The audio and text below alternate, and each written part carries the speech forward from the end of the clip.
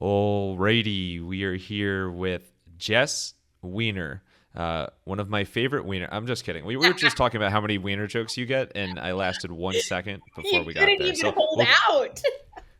we'll get it out of our system first. Jess W. No, from Talk to Jess. It's amazing expert on all things culture and a strategist and worked on some of the coolest campaigns and some of the coolest brands ever. So, Jess, so excited to speak to you, regardless of any last name. Thanks so much for joining. How you doing today? Thanks. I'm really good. I'm happy to be here with you. Yeah, yeah.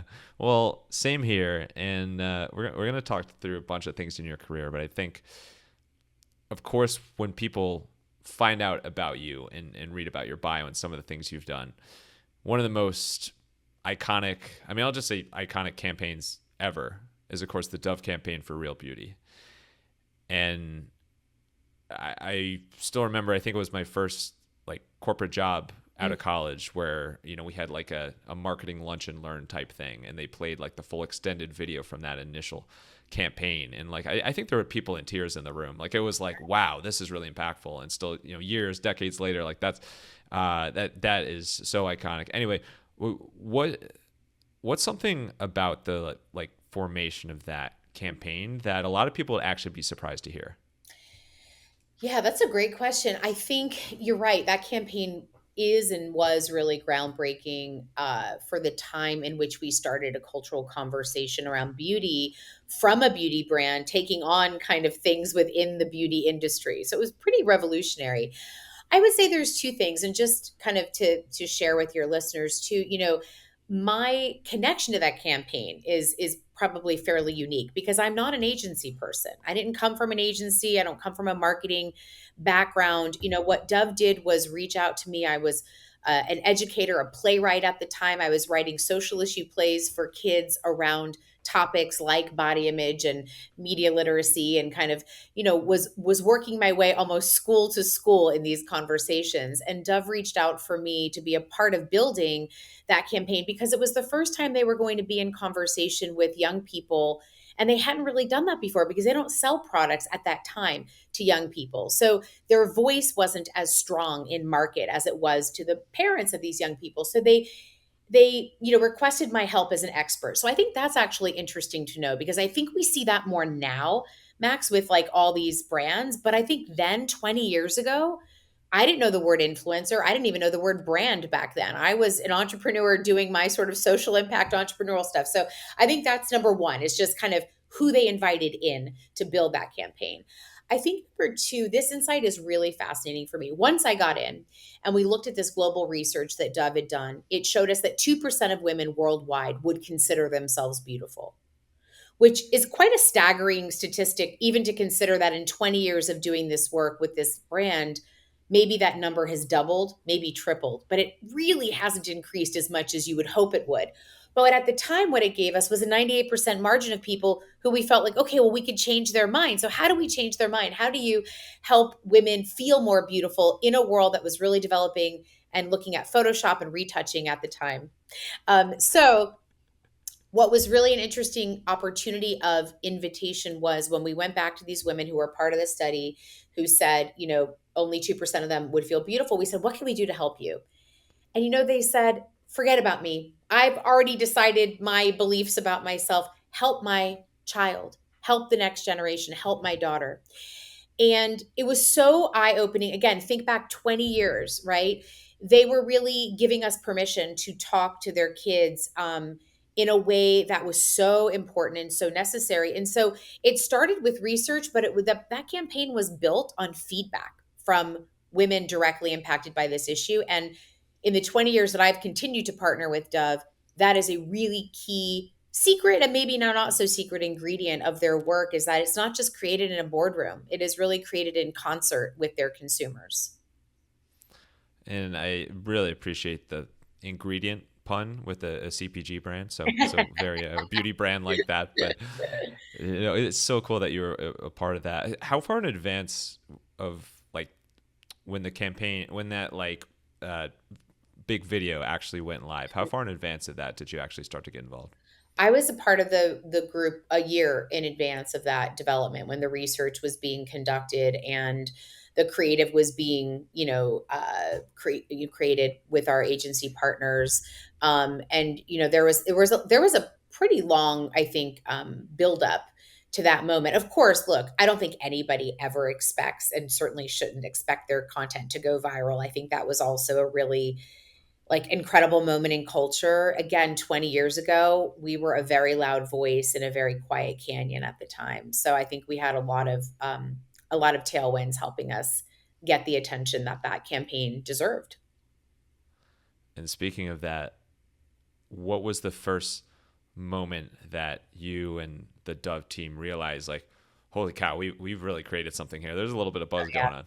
Oh, I have such a great story about that. Well, I'll tell you, as a cultural expert now, here, and I've been working in this field for 30 years. So Dove has been a part of my life for 20 of those years, which is wild. And that is a long time. But I will tell you, the seminal moment that I knew this campaign had touched the third rail of a cultural conversation was I was in New York. We were doing press for the campaign. So there were billboards everywhere, and there were tons of billboards in Times Square. And if people aren't familiar visually with this campaign, it was the original campaign for Real Beauty with women in their underwear. It was like in white underwear, and there were all these different body types and ages and body sizes lined up. And it was visually very provoking for a time in which we had a very singular representation of beauty in our media. So I was in Times Square and I was walking behind a woman who I think at that time may have been in her 50s, and a younger woman who might have been in her 20s around that time. They could have been mother and daughter. I don't know their relationship, but I did overhear their conversation. And this was amazing. They both stopped in Times Square, looked up at this billboard, and the older woman went, "Oh my God, like, I can't believe we can see the cellulite." And the younger woman went, "Oh my God, she looks amazing." And for me, what I realized was this older woman who had been indoctrinated with beauty stereotypes her whole life and had been so accustomed to seeing images of quote unquote perfection was really actually quite disturbed and taken back by seeing her body there, right? But the younger person, who I think represents where this campaign has trended and kind of what we were trying to hit, was wanting more representation, was excited by that diversification that they were seeing. And therein was that third rail moment where I thought, oh my gosh, generationally, this is going to hit differently between women, because women are not a monolith to market to. There's going to be different points of view about this. And those are all the right ingredients you want for a campaign that's designed, I think, to stay for the ages. Look at us. We're still talking about it 20 years later. We are, and actually, I've carved out the rest of this interview to keep talking about it. So we're going. No, I'm just kidding. No, no, it's truly iconic, and I think that's the sign of something that really deserves to go viral and buzzworthy, is when there's a little bit of tension between generations, and it like opens the door for that conversation and starts to get people to think in new ways, and also talk about it, on podcast 20 years after. So that's probably the most important part of it. Indeed. So let's switch gears and take a little bit of a step back, because I'm just curious, like, I'm absolutely blown away by your story, and I think you've carved such a, well, first of all, are you a niche or niche person? I'm a niche person. Perfect. So how you've carved your niche? No, I'm just kidding. No. So how you've carved your niche in becoming this cultural expert and being so in tune with especially women and brands and all the amazing brands that you've worked with. Like, was there any sign from an early age that you're kind of like, ooh, I wanna be this person? Mm. No, not at all. And this is what I love to tell people when I share the origin story of my career. I went to college and majored in three things that guaranteed me to make no money in life. So I was a theater major, so obviously performing and storytelling and writing was always in my DNA. I was a women's studies major, so I did care about the political and social implications of where women were in our culture and studied kind of where women were representation wise around the world very early on. And then I was a classics major, which basically gave me permission to live in Greece for a year and study how cultural conversations are born in communities. I mean, separately, they're all incredible fields. Together is what I think has been my secret sauce as an entrepreneur. I took the training that I had, the interest that I had, and I really have made this career up as I've gone along. And I think and the why I say that kind of in fact, so proudly, is that I think this is really the calling card of this generation right now. I think so many people are recognizing there are ways to get to where you want to go without sticking in a very binary path. I think for me growing up, I didn't know what an entrepreneur was, although that's what I was. I started my first business at 20. I've been an entrepreneur for 30 years. I've never worked technically for anybody else. And I think what I do know about myself is like young Jess, as far as what brought me to this work, is like I've lived a lot of the experiences that I wanted to go and speak about. I've lived within, really hurtful and harmful beauty standards as a kid growing up. I felt certain ways about my appearance and my place in the world as a woman. So, like, I personally experienced all those things. But for me, the secret sauce was I've always loved media and I've always loved advertising. Like, I was a kid who grew up, pre-internet. So I only had 4 networks and I had to watch the commercials, and I actually loved the commercials. Like, I loved the way you could tell a short story in such a tiny amount of time. And so I think I had a love of the medium. I had a desire to change the message because of what I was learning. And then I had this great liberal arts education, quite frankly, that kind of geared me up for some tools and techniques that have helped me be of service to the brand partners that I work with, be it Dove or Barbie or any of the others. It's like I'm able to bring this outside point of view no matter how inside I continue to get. What was your family's reaction or like friends' reaction when you picked a major that maybe, as you said, traditionally might not be the most Yeah. lucrative right out of college? Well, I have to say, I came from parents, when you go to have a theater degree, they always tell you 98% of people will never work with this degree. And my parents were always the ones, especially my dad, who, by the way, has become my CFO later in life. I hired him out of retirement and he now is the CFO of my business. He comes from a medical finance background. So no relationship to the arts at all. But thankfully, I had a dad who recognized, I think, for me, the aligned passion and spirit. And when he heard the 98% number from like the college recruiter who's like, oh, by the way, my dad said to me, I think you're going to be one of the 2% who gets to use this degree. Like, I believe in that possibility. So truly, not to be super cliche, I didn't have the limitations from within my family as far as the belief that I could do something with this. I will also tell you, I also like to talk about this, especially for female entrepreneurs, but for anybody. I did not come from money. I did not sit on a trust fund. I don't have investors in my business. The reality for me was my dad gave me a wonderful, and I was privileged enough to go to university, but my dad gave me a choice. And he said, because he was first in his family to go to college and he was in a tremendous amount of student debt. And he basically said to me, you have all these great schools that have accepted you. You can go to any of them, but here's the one that, here are the ones that you can go to that I can help you with, to a degree, and you won't graduate with debt. And here's what you can do with that. And he explained to me not just about what school to go to in that moment, but what the life was like after school. And the reason why I say that is because I was able to become an entrepreneur because I was able to have an affordable education at that time. And I do think that's important to state because I think a lot of people want to take a path maybe similar to mine and can't for a variety of reasons. And I want to like delete the mystery of it. Like, it was part happenstance. I had good luck with these parents and they were supportive and they understood the value of education, and I've worked really hard. But I think those are important ingredients, don't you, to like let people know, the journeys to get to places don't have to look the same everywhere. Yeah, almost as good ingredients as a Dove. Sponsored. No. Yeah, I'm totally with you. And I mean, I can't speak enough about how much it means to have family that's supportive, and especially a dad that's willing to become your CFO later in life. That's a pretty nice perk as well. I mean, it works out. Listen, for me, it's like I trust people in Hollywood with my money, or I trust my father with my money. I trust my dad way more than people in Hollywood. Right. Yeah. Same thing.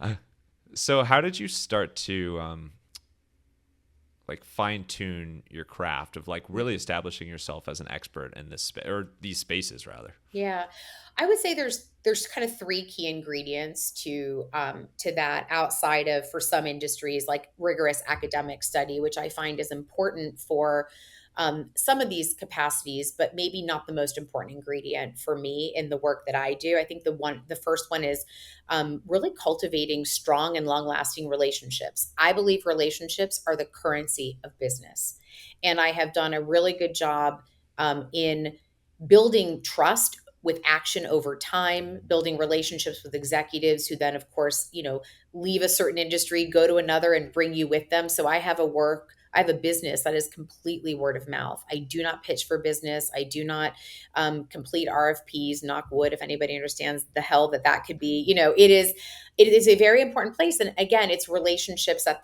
the center of that. So I think that's an important piece. And then that leads me to number two, which is I also have relationships with the people on the ground doing the work. I have one set of lived experiences, right? And I'm constantly learning and unlearning so that I can be more inclusive and dynamic in the stories that I want other brands to tell. But I am one person with one lived experience. So I have very deep relationships in the communities of advocates and activists and experts and leaders in the other communities that we want to reach. And I bring them in constantly. So an open door policy and having voices, as many voices as I can, help to inform those conversations is really important.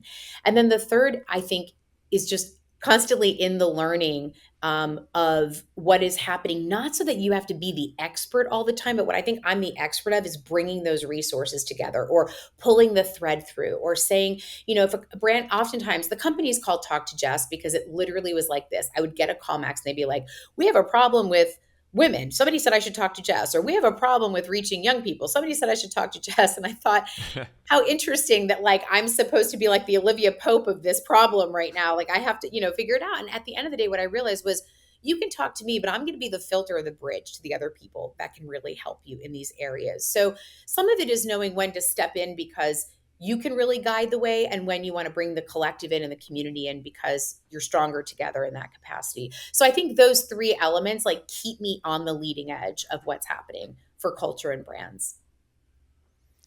So before you were even more so, even as leading edgy as you are now, if that's a word, how did you get your first major client? Yeah. Well, let's think about that. So, actually, my first major client was when I started a theater company when I was 21 years old. I was living in Indianapolis and I started a theater company called the Act Out Ensemble. And it was a social health and educational theater company. I had written a show that had gotten a lot of notoriety when I was in school and then out of school around eating disorders and body image for girls and young women.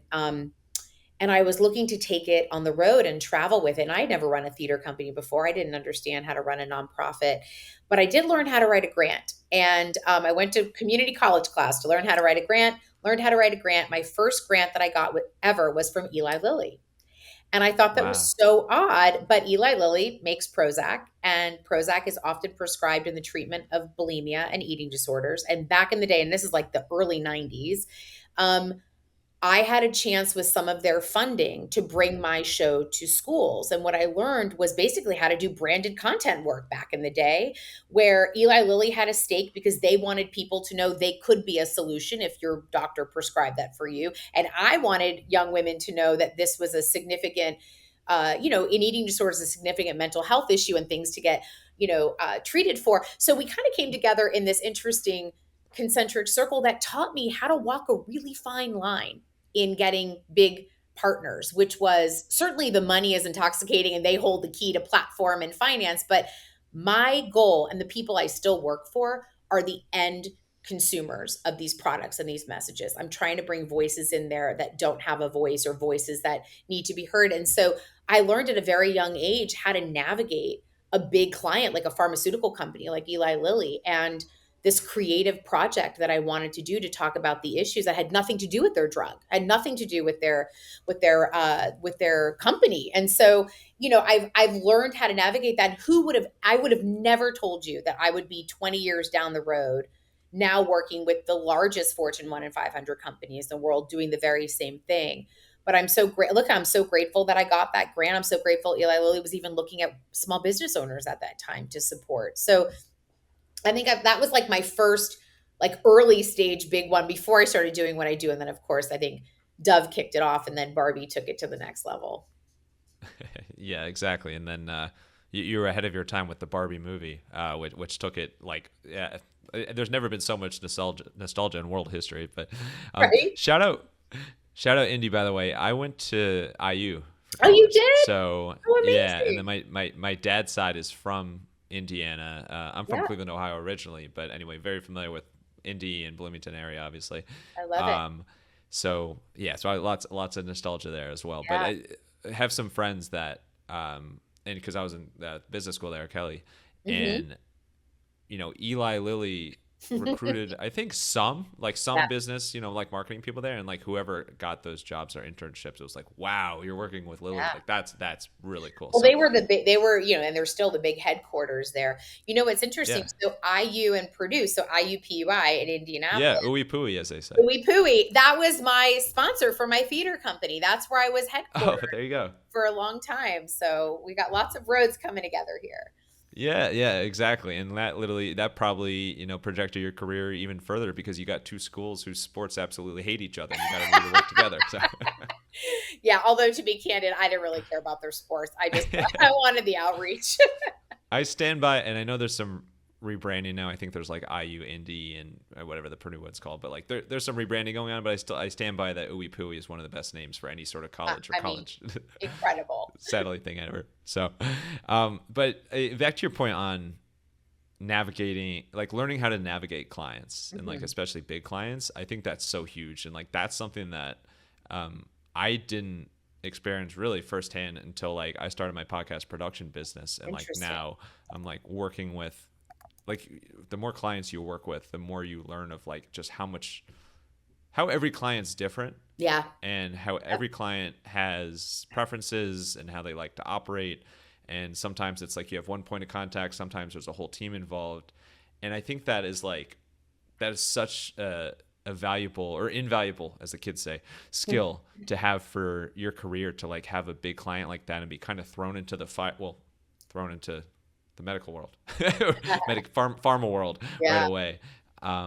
And so you really got that under your belt. You got you went through boot camp quick in that world. Honestly, I think as an entrepreneur, everybody goes through boot camp in those first early stages because I was trying to figure out how to pay for this passion, right? And pay for this product. And then what I think I've done, and I really do appreciate you saying, like, yeah, I think when you have big stakeholders that are supporting your business or you're going out to work for them, you do have to learn, I think, two things. One is like, how does that business make money? And then how do you fit into that business? And two, just who are the people there? And I think one of the things that has always, when I said relationships are the currency of business, I think the reason why I have an incoming book of business is because when I work with an organization, like, yes, I work with big brands, but I work with the people who run those brands at that time. And they're just people. And they're amazing executives and creatives and folks who are building their career. And I make sure that, like, while we are working together, as best as I can, I'm of service to them too, in a way that I think kind of builds that relationship deeper and then perpetuates other business, but is a big important part, especially as a consultant. I mean, I think, agency models have different dynamics to it, but for me, these relationships can be very, intimate and important, not only in the continuation of my business, but in the continuation of their careers, because it's people who are, helping to make these incredible campaigns we're seeing too. Yeah, it's so true. I can't resist. We have to talk some Barbie. Okay. So, and for anybody who hasn't seen the movie, I actually beat out Ryan Gosling for the role of the lead Ken. So that's me. That was so nice for you to But turn it down for him, you know? no, That guy needed it's work. yeah, exactly. And there's only one Ken in the movie. No, but I well before the movie, Barbie, Yeah. probably one of the most iconic brands, and whether you call it dolls or toys or just lifestyles, in like modern history. You kind of led the charge for something that probably a lot of people liked, and probably a lot of people were like, "Whoa, what's happening?" When you work with them about kind of, I'm not sure the right way to describe it, but I guess including more diversity, Yeah. along Barbie, and introducing sizes and all sorts of things. But you could tell I'm not polished from a cultural words perspective. But You're doing good. how did you? Obviously, we know word of mouth is huge for you. Relationships are Yep. huge for you. But when did this idea that like Barbie could use a little bit of rebranding, a little bit of help here? How did that come across your desk? You know, again, from relationships, I was actually first approached. I've been working with Barbie and the Mattel girls team since 2010, so the last 14 years at this point. Another really long-term special partner of mine. I came in to actually work on a different brand first. I worked with them on Monster High, which, if you're not familiar with that legend. It's daughters of famous monsters in high school and all of the things that they're learning about being othered and being monster. It's a great um, doll line and entertainment series and stuff. And but I came in when they were having a little bit of trouble connecting at that time with parents because it was like a very goth brand, much darker and different from Barbie, and it's a completely different brand, different audience. But I think parents were having some initial hesitation and pushback, and so I worked with them on developing a strong social impact message and kind of just working like the magic that I do inside of brands, which is about cultural trends and helping them sort of translate them for business. I think from that, then the desire was for me to come over and take a look with them at Barbie, who at that point in 2010 was really suffering. If anybody can remember at this time, it wasn't only Barbie and the crosshairs, the pink crosshairs. It was like Disney Princess and anything pink and like overly girly and frilly was sort of codified as frivolous, you know. And so parents and millennial parents in particular, they were not interested in buying Barbie for their kids' birthday parties and presents for their kids. And so we came in with, talking about the insight of like, well, Barbie is really failing the birthday party test. She's not signifying as a strong indicator of good parenting. Parents are like, I don't want to buy a Barbie. That means I care about, beauty and thinness and all these things I don't want to signal that I care about. And so what began on a journey to try to unlock the relationship between kids and parents and their consumers at that time really led us to an understanding that there had to be some kind of brand sacrifice to bring this brand and this doll into the next generation of and back into the cultural zeitgeist in a good way. By the way, Barbie has like a 98% awareness rating around the world. You either love her or you hate her. I think that there was an opportunity to be a part of culture without it being always a lightning rod for culture and in a negative way. And there are so many beautiful attributes to playing with Barbie, but we had stopped talking about that. So there were a number of different issues that we were trying to solve for the brand. They were financially down, 9 straight quarters at the time that I had begun working with them. And so there was a big job to be done. And we started with looking at, okay, what needs to be modernized and updated, and what are the things that are now non-negotiables for, especially for millennial audiences. And body image and representation was one of them. And obviously, because of the work I had done with Dove and shepherding some of those changes there, we began the journey of changing Barbie's body, which culminated on the cover of Time magazine in 2016, and a whole new line of dolls that now have like 90 different hair textures and hairstyles and hundreds of different looks, including Barbie's in a wheelchair, Barbie has prosthetic limbs, Barbie has vitiligo, like just a really beautiful representation in a way that the kids today can, are playing and looking at the world that reflects the world around them.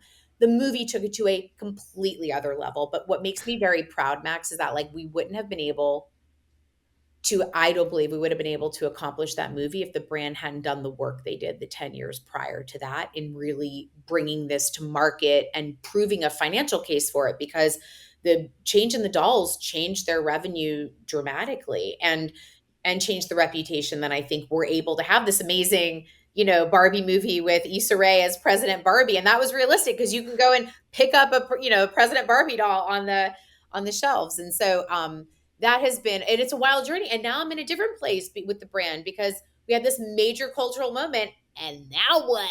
Like now you have to continue, right, to build. So I love my career and the partners I work with because the journey really never ends. When your end game is more representation and more connection and ultimately more revenue, like you are constantly on that journey because you're changing as culture changes.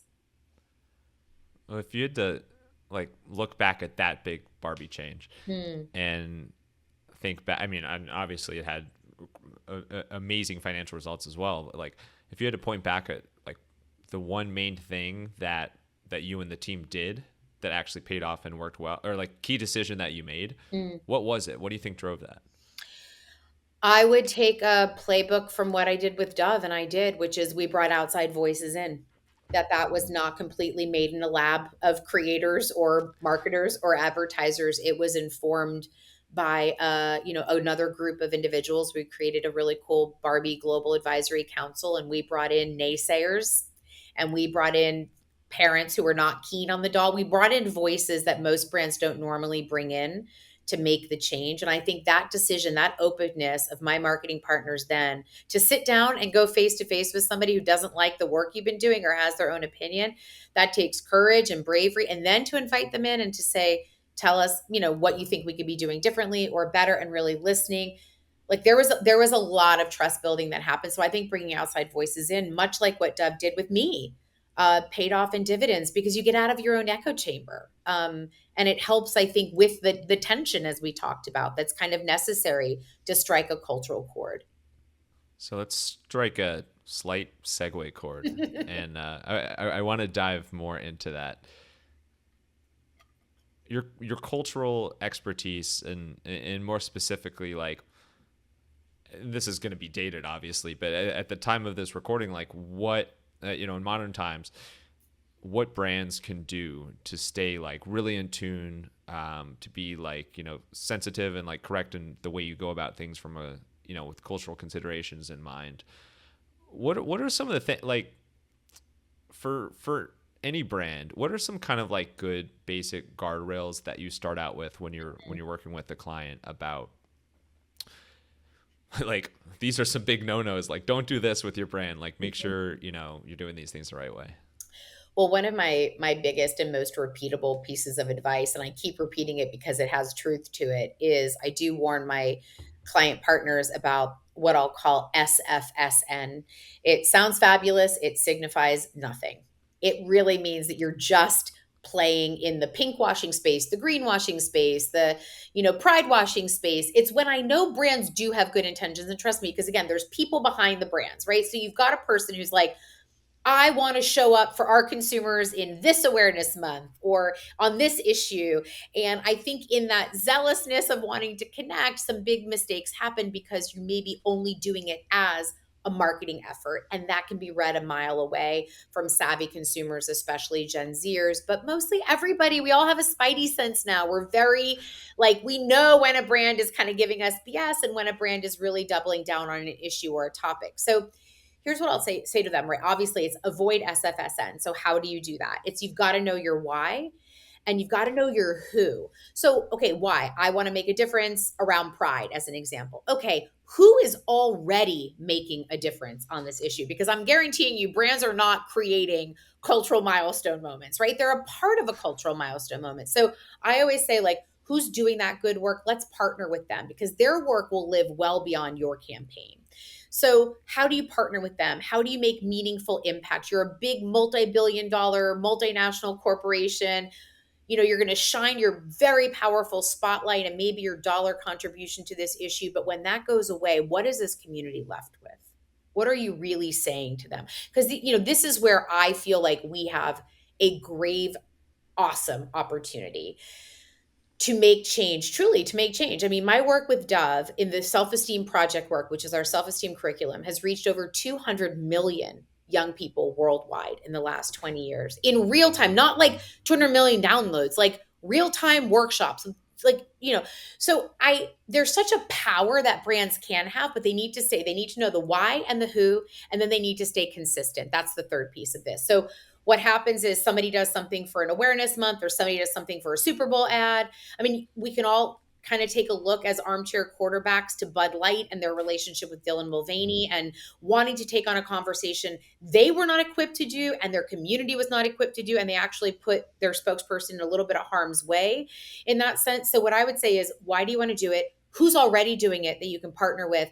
And then how are you going to consistently show up to make an impact if you're going to take on something like this, right? So that means, like, it can't be a one and done. The change that you say you stand for as a brand, it has to be showing up consistently doing that. And that takes rigor inside, right? And that also takes the right people inside. You need the right mindset internally to an organization that understands the theory of cultural change and understands where marketing can play a great role and where they can actually be a detriment to the issues that you want to take on. And then certainly it goes without saying, we all know this, you need diversity in the room and you need decision makers to have different lived experiences, or else you're going to get all the things you've always gotten just with a little polish on it. And that in the end doesn't help anybody. And then when brands get called out, and then they call me, but when they get called out, it's debilitating for a team. Nobody wants to operate creatively from a place of fear. And there's a lot of fear about getting it wrong. But I'll often say to my clients, if you know your why, you know your who, and you're consistent with it, you'll avoid SFSN because you're already 3 steps ahead of most of the people who try to do kind of cultural impact campaigns.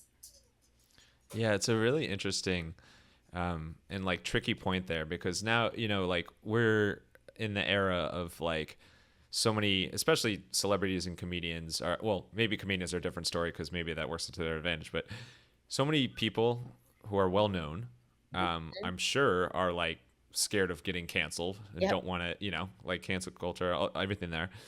And you don't think about it as much, but like brands are the same way. Like the same thing, like Oh, yeah. brands don't want to be canceled or boycotted, whichever term you prefer. Um, but it's such a fine line. It seems like if you look at like I subscribe to like some Smart Brief newsletters, and like Mhm. some there's plenty of newsletters like that like do like advertising recaps and like cool ads, and Mhm. dive into Super Bowl ads and all that. And it's like seemingly such a thin line between something being really like culturally awesome and something Mhm. being like, ooh, yeah, they can't say that. So like, Right. how do you advise brands on like Mm. how to know for sure if like this is a right way to go, and like even if it's like a risk willing to take? Yeah. I mean, we do all, depending on the brand and the team and the brand's history with conversations like this, we'll do some really important cultural conversations around risk mitigation and again, like kind Mm. of anchoring everybody in like the why you're doing this. Because that's usually honestly where campaigns will fall apart. Because if they're not coordinated on the why they're doing it, then they shouldn't be doing it. And we should be doing something else. But I think the other thing is, look, even the best intended brands, and I've worked with them and I've lived through them. I'm 20 years with Dove. We've not hit it out of the park every time. There are definitely moments where things have gone awry, and we've been in news cycles of boycotting or cancellation or pushback that's deeply painful to see, especially when you've done the things that I just said, like you've been consistent in the work. So the reality is, I want to say this to brands, and I also want to say this to the people behind the brands. We will screw up. Full stop. There's no way to do this work perfectly. If you're talking, especially in the world that I work in with social impact, you're talking about a moving target. You're talking about complex, nuanced cultural issues. You're talking about lived experiences, probably beyond your own realm of the people creating it. Like there are so many factors and features to it that, you will mess it up. I mess it up. My brands have messed it up. I think it's about how you rebound from that and how you unlearn from it and learn from it. And what I mean by that is, a business has to create a culture where creativity can thrive because failure is possible and in some ways expected, right? I think what happens is you get very stale campaigns out of cultures where failure is just not an option. So of course everybody's going to play it safe and they're going to do what they've always done. But what got us here won't get us there. If you're a brand that really wants to break through in the marketplace, if you're a brand that really wants to break through with consumer, then you're going to have to take a risk, and risks have inherent, possibilities of failure in them. And so I think some of it is, what's the culture and the appetite? It is the why. Why are you doing this? What's online? And then it's beginning to have really courageous conversations internally as you're building something where you might have had the best of intentions, but the impact did not land the way that you wanted to. That actually matters more than your intention, is the impact you've had. And the best that you can say, okay, got it. Boy, did that suck. That is not great. And I know we're going to have to redo it, but like, let's do it because we're all learning and we're all growing. And I think the companies that I've worked with who can develop the best like appetite for that can take the biggest risks and then live through moments of bumpiness. It's not comfortable, and I know it's not. You can say, "Gosh, I don't want to." I'd rather have people, my clients, dip a bit in performance in sales than face like a cultural cancellation in that way, because they've taken a risk and they've learned from it and they're growing versus trying to do something or doing something that's just not very unique or original or helpful in that way.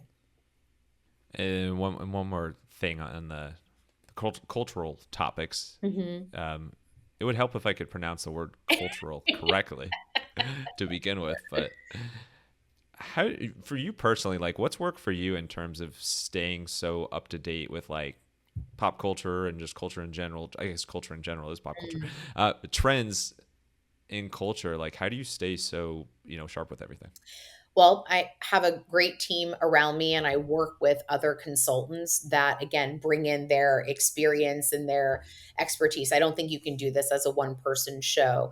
The other thing is, I think at the end of the day, if you look at social sciences, if you look at cultural trends over time, there are a lot of organizing themes and principles to all of it, right? And so I get maybe less, you know, ensconced in like the momentary pop culture, like high points of what's happening. And normally what I do is I look and pulse for what's a repeated theme that I've seen over and over and over again, even if it's through a meme or a song or, or a show or whatever it is. But what I try to do is reduce these down to archetypal themes that are really based on changing human behavior. And so what I'll do is in some ways we're authenticity auditors more so than we are trend forecasters.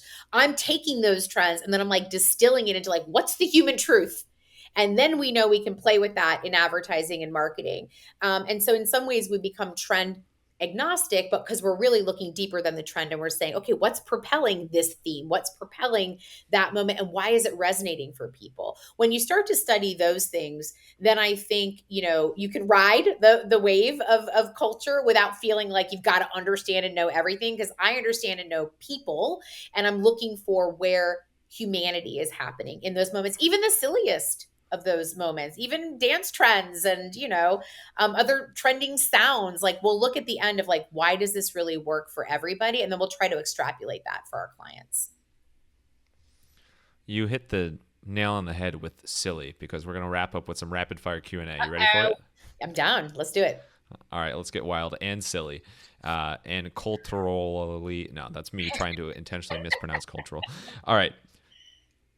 What would be the play, Broadway production that you would watch if you could only watch one for the rest of your life? Hamilton, hands down. Never heard of it. No, I'm sure that has a pretty high awareness rate. A little small off-Broadway show. Yeah, exactly. What is your favorite memory from the year you spent in Greece? Oh my gosh, getting stranded on the island of Crete for spring break because I misread the bus schedule, and there was only one bus in and out every week, not every day. So I went for what I thought would be 1 or 2 days, and I stayed for my whole spring break in an abandoned little town called Plakias at that time in Greece by myself, and me and the geese and the beach had a spring break, and it was at first terrifying because I didn't know what I was going to do, and then also, thank gosh, look, no internet, no cell phones. People were really kind. And I stayed for a week as a beach bum unintentionally. Oh my God. That's one of those accidental vacation moments that For is just sure. To last a lifetime. How in the world does a bus get to and from Crete? Oh, no, I meant like a ferry schedule. Sorry. Thank you. Yeah. Oh, okay. No bus. I was like, is this an amphibious Greek No, bus here we got going on? the ferry schedule, not the bus schedule. Yeah, I misread that. So I came in on a ferry from Athens and then didn't leave for another 7 days. Oh my God. Wait, how long? That ferry has to be super long from Athens, right? Like that's Crete's pretty south. It's an overnight. It's like a 12 or 14-hour ferry. Yeah. Oh my God. The ferry bus. We coined it here first. The ferry bus. I know. Good catch on that. Also, my pleasure. Also on the Greek note, I'm assuming you picked up a little ironic because I can't speak in English, but you picked up a little Greek language while you're there, I would presume. Very, very little. Enough that I can get around some Greek restaurants. There you go. So what's your favorite Greek saying? Efkaristo poli. Thank you very much. Oh, I remember. Okay, so my wife Dan and I did a trip to Greece. A year after we started dating, and had never heard the term "efkaristo" until we were there, and then we're like, "Oh, it's so fun!" It's so fun. That and Yasu. Yasu's hello. So I love being able to Yasu, and then it's Yamas is cheers, right? Something like that. I don't know what. Yeah, I've never said Yamas. I probably just said salud because I was a little tourist. Got it. Exactly. I learned that on the ferry bus. On the ferry bus. All right. And then last one, we started with it. We have to end with it. How do you deal with what probably happened a lot, especially growing up, people making fun of Wiener? Oh my God. I've heard every wiener joke, I think, known to mankind. I mean, you're welcome to try me, but I used to go on tour to middle schools, Max. So I've had like middle school boys give me wiener jokes my whole life. Look, it's a character building last name for a young girl, for a woman. But here's the beautiful irony for my listeners, your listeners who have wonky last names. I married a Lopez. My husband's name is Felipe Lopez. He ended up taking my last name because I also married a forward thinking feminist man who became Felipe Weiner Lopez. So he has now willingly taken on that. And when, my dad had two daughters, so the Weiner name was not going to live on with either one of them. And so when my husband called my dad and said, "Hey, I'm going to take your last name," whatever, and he was like, "Good luck." And so I think it's all, look, it's just, for me, it stands out. It has been a part of my character building identity, no joke, and it makes you have a sense of humor. Well, we've come full circle. We've come to the wiener circle. So thank you so much, Jess. This has been absolutely fantastic. Just big fan of everything you're doing, and congrats on like just an awesome career. And like I can't wait to see what you come up with next and the awesome brands you partner with. Thank you. Where is my pleasure? Where is the best place for people if they want to learn more about talk to Jess or just connect with you online? Where should we send them? Yeah, I would say three things. You can hit me up on LinkedIn. You can find me at Instagram, which is I'm Jess Weiner. I am Jess Weiner. And then I have a website, jessweiner.com. If we're still doing websites, I've got one, and then there's a way to contact me there. But I'm happy to have this convo with you. Thanks for having me on. Yeah, of course, my pleasure. And yeah, the internet's still a thing. It just will always look different. But um, last thing, final thoughts. It could be a quote. It could be your second and third favorite Greek sayings. Whatever you want. Just one line to send us home. Stage is yours. Well, I would say for those of you who are trying to do that social impact work, you can fully pick up our acronym of SFSN. It sounds fabulous and signifies nothing. It's always a good way to have a barometer about whether you're speaking and connecting truthfully to the people you're trying to relate to. Bring on the bongos.